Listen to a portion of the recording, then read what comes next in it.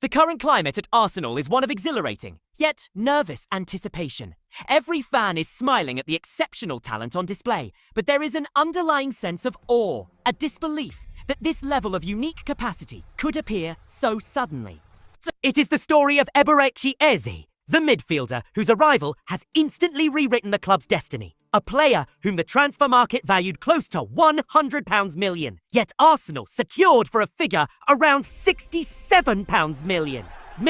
This is not just a high-value transaction.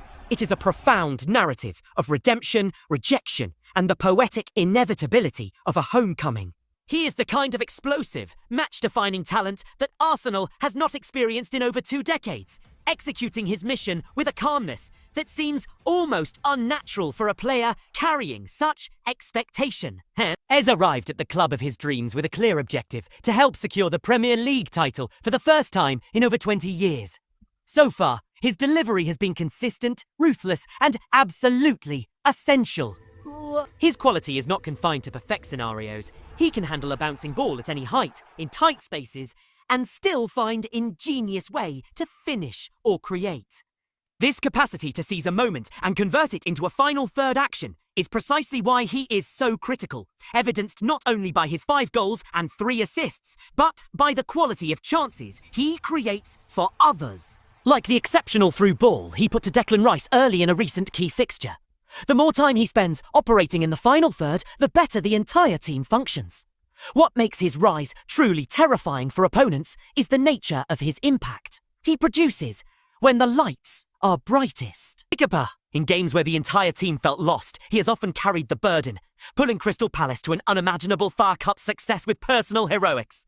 He is not a player who shrinks when pressure mounts. He grows, absorbing it and channeling it, internaling it into brilliance. The irony is not lost on anyone who knows his past. Arsenal rejected him at the age of 12. They told him he wasn't ready, too risky, too inconsistent.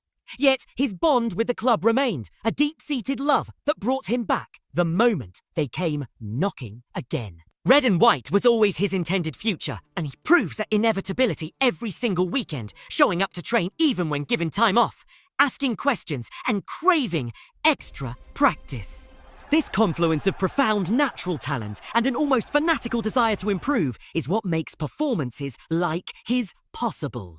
The Achilles heel of Arsenal last season was a lack of goals, a deficit in open play creativity, and an over-reliance on Bukayo Saka and Martin Odegaard to orchestrate every significant moment. Sir instantly fills that massive void.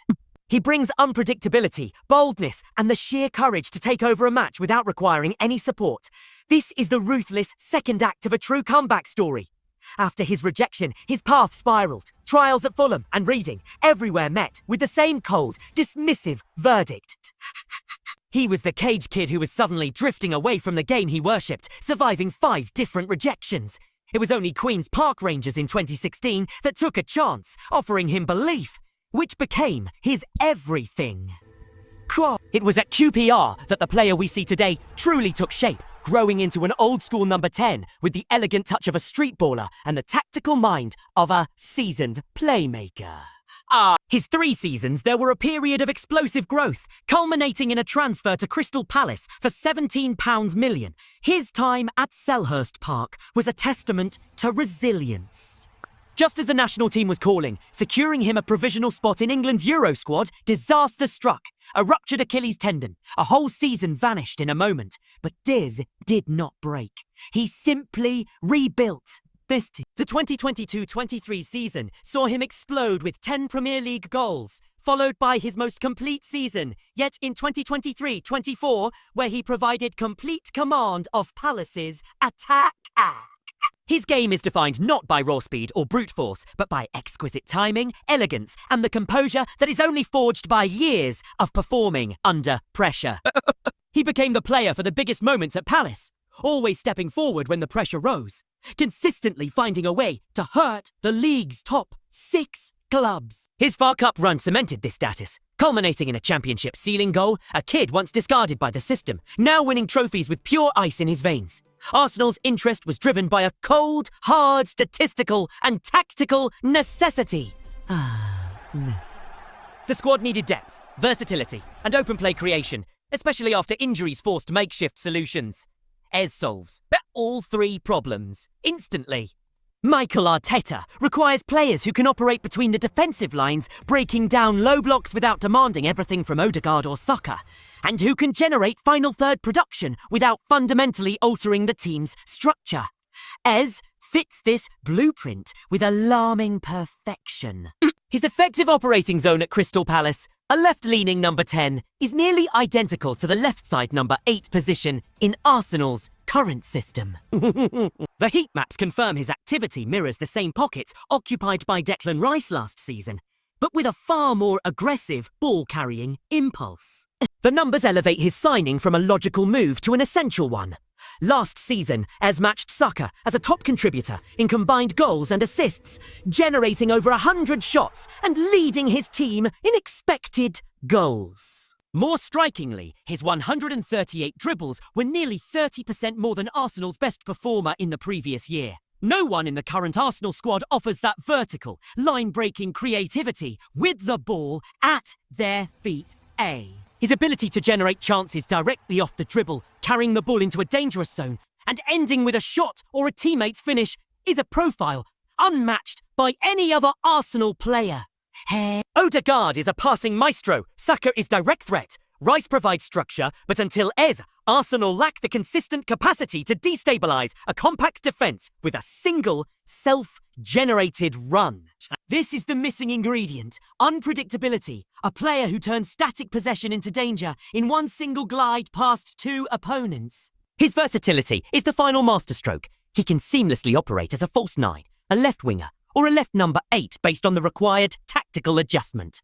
Above all, he gives Arsenal a self-generating source of ideas, shots and goals that they have lacked for years.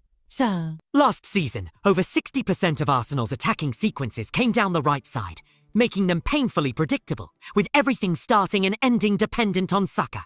Opponents knew this and simply overloaded that wing, forcing the team into repetitive patterns. One tickers it immediately. His very first Premier League assist for the Gunners came from the left side channel, a zone Arsenal barely utilised previously. One quick acceleration, one delivery across the box, and one goal. For the first time in years, the left side possessed a creator capable of mimicking the potent danger Saka generates on the right, providing the crucial balance that Arteta craved. The clearest defining moment of his arrival came in the most emotionally charged fixture against Tottenham Hotspur, the club whose manager had once infamously claimed not to know who Ez was. His response was a stunning hat-trick. The first goal, winning the second ball at the edge of the area, treating two closing defenders like training cones with a double movement and change of rhythm, followed by a ruthless, low finish. The second goal, same deadly central zone, one immaculate touch, perfect placement, and an absence of panic. The third goal was the purest distillation of his impact. Arriving late, finding the seam in the defence, beating his marker with a single body feint, and finishing with complete composure. This was a hat-trick built entirely on intelligence, technique, and timing. His impact doesn't merely add goals. It completely redistributes Arsenal's offensive geometry. He provides a second axis of creativity, allows the left side to become a reliable threat, and brings unpredictability to central zones where the team struggled without their captain. The system didn't collapse when players were absent. It simply evolved. He is not merely a signing, he is the missing piece that transformed Arsenal from a predictable contender into a multi-dimensional, evolving threat. His hat-trick against Spurs did more than win 3 points. It shifted the aura of the title race. There are performances that secure 3 points, and then there are performances that deliver something far more valuable. The profound feeling that a team is genuinely destined for the title. That is exactly what Ez delivered. He was given a role full of freedom by Arteta and used it to explode, drifting inside, working the half spaces and carrying the ball with the confidence Arsenal's left side has yearned for. The connection with the fan base is instant and profound. He is not just liked, he is becoming beloved. This is the 5th time Arsenal has been top after 12 Premier League matches, and it is the first time they have held a 6-point lead at this stage. Historically, no team in the Premier League era has ever failed to win the title after leading by 6 points or more at this specific juncture.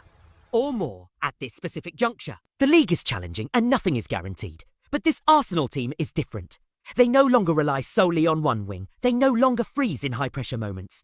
Because they have acquired a player who thrives when the lights burn brightest. The same Eberechi as who pulled his previous club to an FA Cup miracle is now lifting Arsenal closer to their first Premier League title in 21 years. Some stories truly do feel written in the stars. A boy rejected by the club he idolised returns as the superstar who might finally deliver their destiny. It feels inevitable that Ez and Arsenal were meant to find each other precisely now. And if they lift the trophy in May, we will inevitably point back to that defining night against Tottenham and acknowledge that was the moment everything changed.